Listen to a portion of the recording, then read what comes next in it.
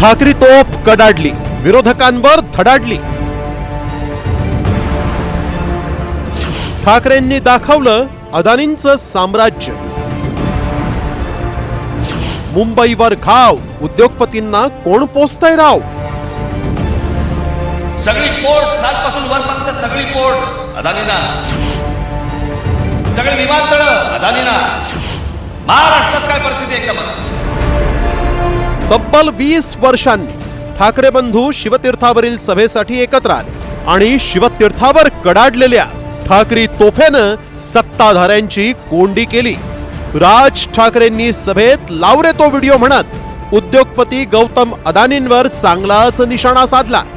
2014 ते 2025 या काळात अदानी समूहाला महाराष्ट्रात सत्ताधाऱ्यांनी कशा प्रकारे प्रकल्पांची खैरात वाटली याचा व्हिडिओच राज ठाकरेंनी भर सभेत दाखवला. सगळी पोर्ट्स खालपासून वरपर्यंत सगळी पोर्ट्स अदानींना, सगळी विमानतळं अदानींना. महाराष्ट्रात काय परिस्थिती एकदा बघा. महाराष्ट्राचा फक्त एकदा दाखवा. महाराष्ट्रामध्ये फक्त एका ठिकाणी 2014ला फक्त गौतम अदानी एका ठिकाणी आहेत उद्योग. 2025ला बघा. ही महाराष्ट्राची स्थिती. मुंबईसह MMR मध्ये सुरू असणाऱ्या अदानींच्या प्रकल्पांची यादी वाचून दाखवत एकाच उद्योगपतीवर सरकार इतकं मेहरबान का असा सवाल राज ठाकरेंनी केला. या मुंबईवरती मी आता फक्त तुम्हाला वाचून दाखवणार आहे. या फक्त MMR रिजन मध्ये काय फक्त केलंय तेवढं फक्त बघून घ्या. मुंबई महानगर क्षेत्रात अदानी 29 जून 2018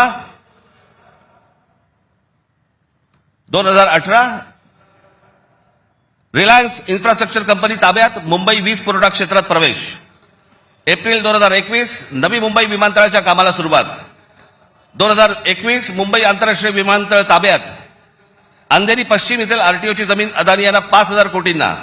ऐरोली इथे डेटा सेंटरसाठी 92 एकर जमीन 1,500 कोटींमध्ये. धारावी पुनर्विकास प्रकल्प अदानींना. जगामध्ये असा एकही माणूस नसेल जो 10 वर्षामध्ये इतका श्रीमंत झाला.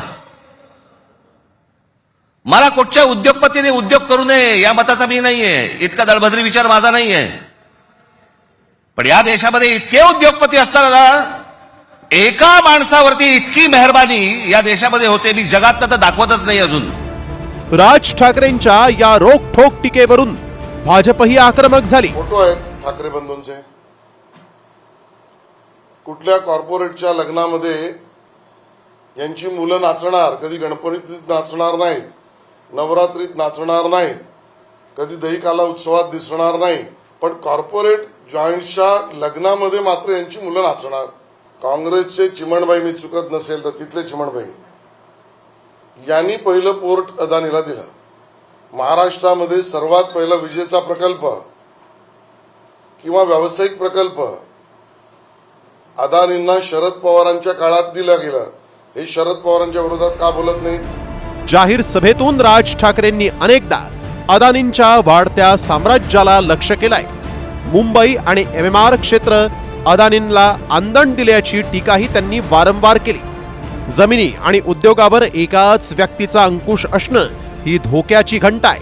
अशातच 2014 ते 2025 पर्यंत अदानींना सरकारनं वाटलेल्या प्रकल्पांच्या खैरातीमुळे ही राजकारणाची आणि उद्योगपतींची अघोषित युती आहे का असा प्रश्नही विचारला जातोय.